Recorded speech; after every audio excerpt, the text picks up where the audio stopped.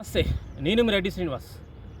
ఈరోజు Kodangal Narayanpet lift irrigation project మీద మరొకసారి నమస్తే తెలంగాణ పేపర్ కావచ్చు, అదేవిధంగా జర్నలిస్టు పేరుతో కనీసం డిగ్రీట్ల పాస్ కాలేని సన్నాసి శంకర్ అనేటోడు మరొకసారి కోడంగల్ ప్రజల మీద, నారాయణపేట ప్రజల మీద, మక్తల్ ప్రజల మీద మట్టి పోసే ప్రయత్నం చేస్తున్నావు. నువ్వెన్ని ప్రయత్నాలు చేసినా ఈరోజు అభివృద్ధి అనేది ఆపుకోలేవు. లగచర్ల మీద ఆ విధంగా చేసినారు. ఈరోజు అభివృద్ధి ప్రజలంతా వాళ్ళే స్వచ్ఛందంగా వచ్చి ఈరోజు ల్యాండ్ ఇచ్చిన సందర్భం.